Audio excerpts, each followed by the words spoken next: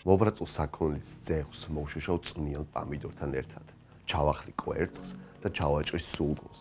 მოკლედ ვამზადებ ყველაზე მარტივ და მსუბუქ მოროკოულ მალამაზს. ოღონდ ქართულად, ქართული ინგრედიენტებით.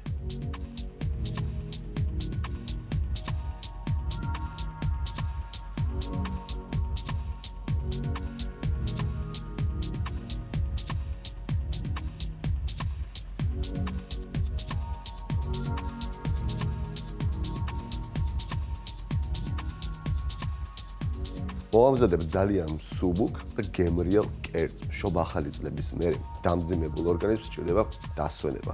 ეს კერძი მზადდება როგორც ევროპულად, ისევე ახლო აღმოსავლურად. განსხვავება არის ყველის სახეობაში.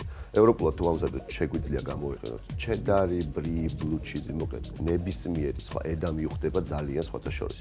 და ძეხვი ესპანური ჩორიზოც უხდება, სალამი უხდება, პასტრამი უხდება ძალიან. მე მოვამზადებ ქართულად, ჩვენებურად, სულგუნით და საქონლის ძეხვით. მოსამზადებლად გვჭირდება პამიდორი ასევე. პამიდორი უნდა გავფრცქნა, მსუბუქი რო იყოს.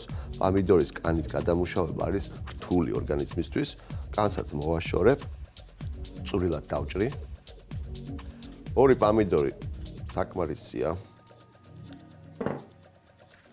შეგიძლიათ პამიდორი დუღარე წყალში ჩადოთ, რომ მარტივად გაფრცქნათ, შეგიძლიათ უბრალოდ კარგი დანით გათალოთ.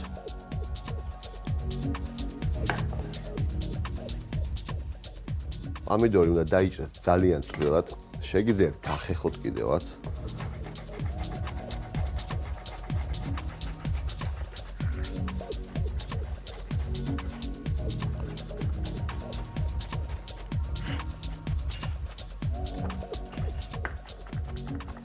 პამიდორი წვრილად დავჭერი. ძეხვი სულ არ მჭირდება. ძეხვი მჭირდება დაახლოებით 150 გრამი.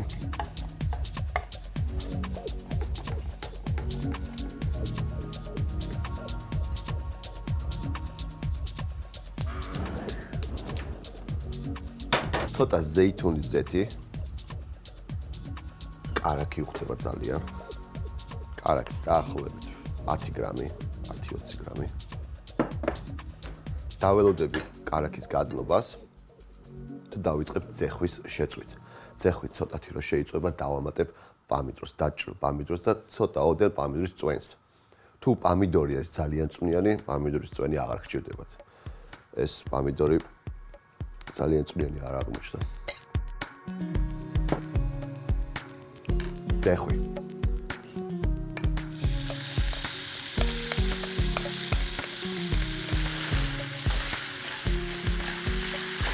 ძეხვს კარგად დავბრაწავ. საქონლის ძეხვი ძალიან უხდება ამ კერძს. ასევე პიკანტურიც უხდება. სალამი ძალიან ქონიანი არის. ამიტომ გადავწყვიტე, რომ უფრო მჭლელ ძეხვეულისგან მომემზადებინა.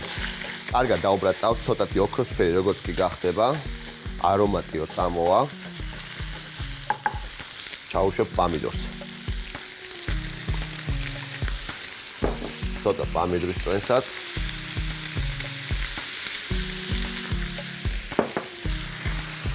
კარგად გავშლი.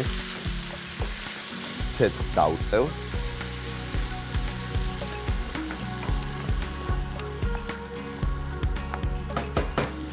პამიდორის წვენს დავუმატებ.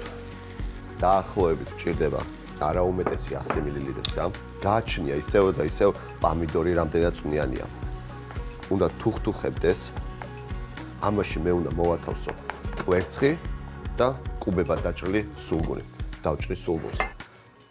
დაახლოებით 70-100 გრამი. და კუბებად დავჭრი.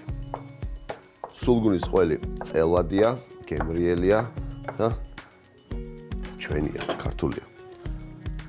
ავიღებ კვერცხს, 3 კვერცხი, 3 სოფლის კვერცხი. და ასე ლამაზად ჩავდებ პამიდორის წვენში.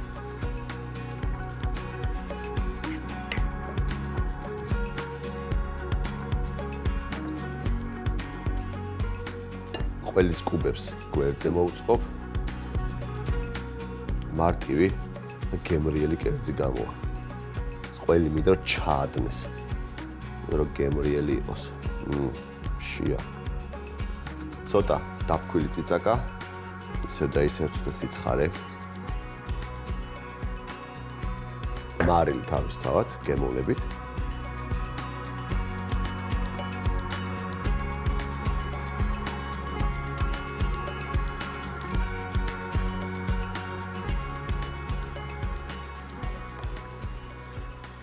ყველი კარგად არის დამდგარი, კვერცხიც არის ჩაშუშული, ასე ვთქვათ. ქინძი შეგიძლიათ წვრილად დაჭრათ, ან უბრალოდ ქინძის ფოთლები უბრალოდ ჩაყაროთ. ამას გამორთავ. მარტივი და მსუბუქი კერძი. სახელი მრავალნაირი აქვს, მალალი ქვია ახლო აღმოსავლეთში, ევროპაში მართალი გითხრათ არ ვიცი, ასე რომ შეგიძლიათ თქვენ თვითონ დაარქვათ ამ კერძს სახელი. სად არის? სერვირებაც ასევე მარტივია, ეგრევე დაფაზე, ან მაგიდაზე და ჩანგალი. ყველი კარგად არის დამდგარი.